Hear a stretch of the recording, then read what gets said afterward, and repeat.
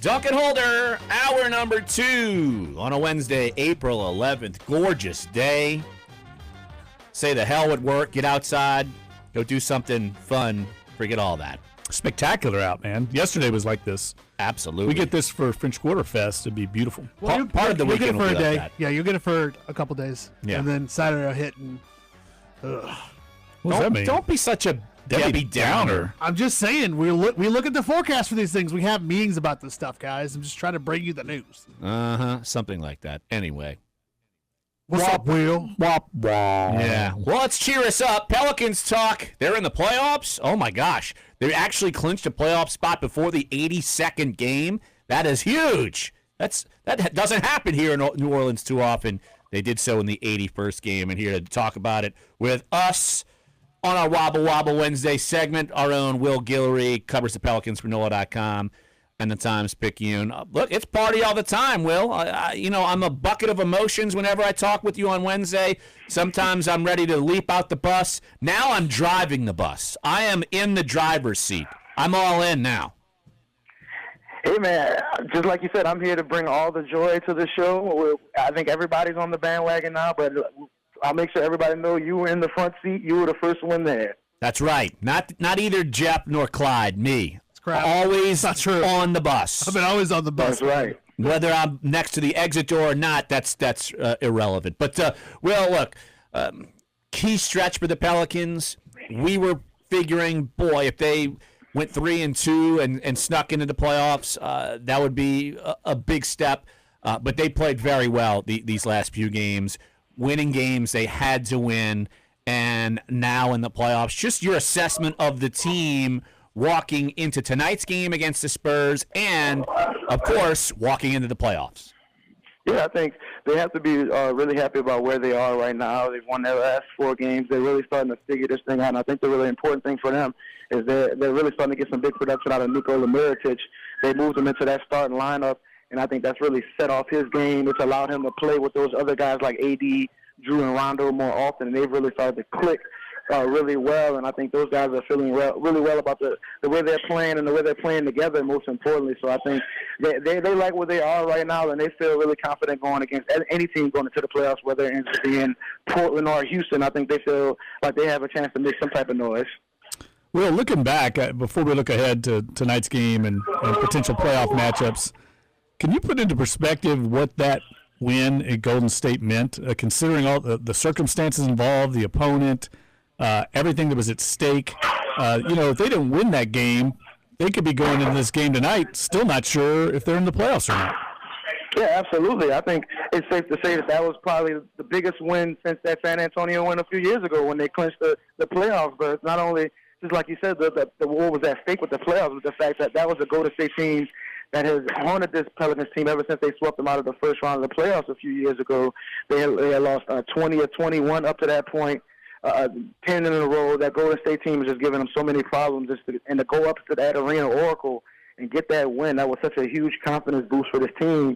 And just like I said, it shows them that they can compete with anybody when they're playing at their best and they have all their guys clicking. So I think that was big for them, not only just for the playoff race, but just their overall confidence going into the playoffs and their belief that they can make noise against anybody. Will Guillory covers the Pelicans for NOLA.com. The Times-Picayune joining us right here on Dunc and Holder. Will, I'm going to ask you maybe to solve the Pythagorean theorem here. Can you, in simple terms, spell out how the Pelicans can be seeded after tonight? So we can make it real easy with this one. OKC plays Memphis tonight. Memphis is tanking. They've got almost their entire roster out, so we can assume OKC is going to win that game. With that being said, if the Pelicans win tonight, they're probably going to end up playing Portland, whether they end up as the 3-6 matchup or the 4-5 matchup. They're probably going to be playing Portland if they win tonight. And if they lose, they're going to drop down to number 8 and probably be playing against Houston. But, all of that's dependent on OKC beating Memphis, which will probably happen. So win tonight, you get Portland. Lose tonight, you get Houston. That sounds pretty simple. Wow. I'm stunned it's that simple. Well, Will, I think the Pels have to be favored heavily tonight. We've talked about it on the show.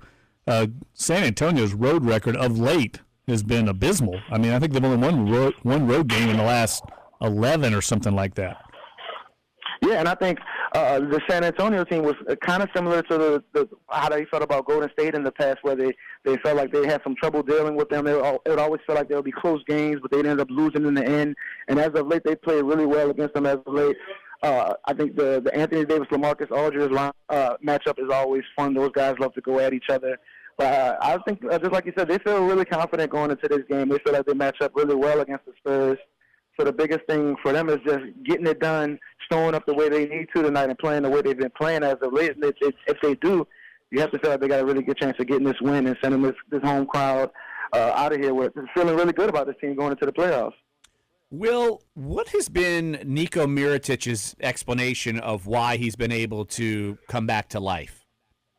Well, I think you got to start off with the beard, first off. I mean, he got rid of that. Is it really that simple? He's Psychological? a little bit more aerodynamic now. You know, he's flying around. The jumper's feeling good. But no, I think part of it is that they moved him into the starting lineup, and he's playing with some of those other guys now, so he's getting more easy shots. They're giving him opportunities to get some of those backdoor cuts, some more open threes. Where when he was playing with that second unit, it was kind of everything revolving around him. And now he doesn't have to force shots as often. Now he's just getting shots in the floor of the offense. So I think that's helping a lot. And part of it is, sometimes guys just go through those shooting slumps and it gets into their head a little bit. And I think he was so excited to have this opportunity to play on a good team. He might have been pressing a little bit. So now that he's shooting the ball well, he's feeling more confident. I think it shows in his game that he's improved in just about every area. And it's a huge boost for this team because you need somebody to help AD on that front line. We're talking to Will Guillory, our beat writer at NOLA.com and the Times-Picayune, covers the Pelicans 24/7 for us. And, Will, one thing that has struck me of late is it seems like the staff and Alvin Gentry have decided to kind of go small here. I know they still got Okafor, and they brought him in to kind of do some of the dirty work in the lane, but for the most part, this team is playing AD at the 5 spot. They've got Mirotić up there, and they're kind of going with the 3-guard lineup. You anticipate this is what they're going to use going forward in the playoffs, especially if they get matched up with Portland? Yeah, I think so. I think that would be a good matchup for them, playing AD at the 5 against Portland. And I think one lesson they kind of learned from that Portland game they lost here a while back and that OKC game was that the teams were kind of taking advantage of the lack of spacing on the court when they had Emeka at the 5. So I think putting Niko out there, that allows them to space the floor out a little bit more, that takes that big man out of the paint, and that allows Anthony to really operate the way he wants to, and they can kind of make teams pick their poison, whether you're going to put your big guy on Mirotić or you're going to put your big guy on Anthony. And that's really a tough decision for a lot of teams because obviously Niko can shoot from the perimeter, AD can go either or, and they can run pick and roll with either one of those guys. So it's very difficult to defend this lineup the way they're playing right now. Obviously with Rondo playing really well, E'Twaun Moore's been hitting shots as of late. So the way that they have so many shooters on the perimeter and they have guys that can hurt you in the paint, it's really difficult to really slow them down. I think the biggest thing for them, if they do end up getting messed up with Portland, would be keeping Jusuf Nurkic off the boards. When they lost to Portland last time down here, he really killed them on the offensive boards. When you're playing Anthony at the 5, it's a little tough because he's not as big as some of these other centers around the league. So I think the most important thing for them is just to continue hitting shots and being aggressive on the boards. And if they can do that, I think they can match up pretty well against any of these teams. Will, let's just assume they play Portland. How do the Pelicans stack up against the Trailblazers? I think it's a really good matchup. I would say it's probably one of the better matchups they could have hoped for going into the playoffs, just because of the style of play Portland likes. I think with this Pelicans team, they love that 3-guard lineup. They like going small at just about all the positions, and Portland kind of falls into that as well. They love playing all of those guards. They like playing Nurkic at center with a bunch of forwards. So I think that allows the Pelicans to do what they feel comfortable with more often than not. So I think, obviously, the Dame Lillard matchup is going to be tough. The C.J. McCollum matchup is going to be tough. But the biggest thing for them is to keep those 3-guard lineups on the floor, play Anthony at the center. That way they can really spread the floor and really play on offense the way they need to. And last but not least, I want to ask you about my column tonight. It's going to be on Drew Holiday and his importance. But more importantly, not only his importance going forward in the playoffs, but also just the fact that he's been there every night for this team. Will, he's going to play tonight. Will be 81 of 82 games. He missed a game, I think, because of the flu last month. But considering his injury history, considering everything he's been through in his career, especially here in New Orleans, I think he's had almost an underrated season, even though I know he's getting paid a huge paycheck because of that contract he signed. But he's delivered, I think, considering all the expectations that have gone into his season this year. Yeah, I think it's been an unbelievable season for him. Not only just because everything he kind of dealt with last year, dealing with his family issues, the contract situation, putting all of that behind him and stepping up the way he has after the DeMarcus Cousins injury.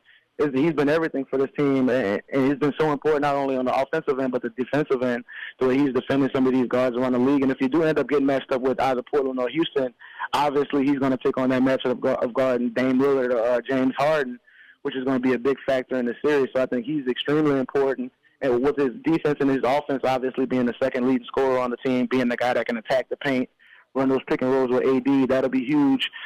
Just for the way they close games out, the way if teams are going to double AD, it allows Drew to really get aggressive and find his offense. So he's a huge part of this team. And if he keeps playing well, they've got a good chance. And they're going to need it just because, obviously it's going to be a tough matchup going in, whether it ends up being Portland or Houston. Will Guillory covers all things Pelicans for us at NOLA.com, the Times-Picayune. He will be covering the Pelicans the rest of the way, wherever they go. If they play in Antarctica, that's where he's going the rest of the way. Hey, Will, appreciate the time as always. I appreciate you guys. All right, that's Will Thanks, Guillory. Will. See you tonight. Absolutely. I think we got off the phone with him at just the right time because I'm pretty sure he's at shoot-around right now. And it sounded like, I don't know if he said coach or whatnot, but literally it was like, all right, well, we ended this interview at the right time because time to talk to Alvin. Well, that's when I was covering something and I jetted from you guys. I'm like, I'm out. Peace. Go away. That's how it works. Exactly. And that shows the quality that you and Will have and all our writers have of being able to cover the story and talk to us on the radio every day. Yeah, exactly. We're the best ever. Thanks, Clay. That's what people tell us. I don't know. They never tell me that. All right, Well, let's of course take a they break. won't tell you. Well, You're time, as bad Dave. as it is. Let's take a break right here. Dave's on like, the show. time to play some music. When we get back, we'll talk NFL draft, Saints. We'll talk LSU prospects, Tulane prospects, all over the map with one of the best in the business, Dane Brugler of NFLDraftScout.com. So come on back. Sports 1280, NOLA.com, the iHeartRadio app. Dunc and Holder. They don't mess with me, and they down.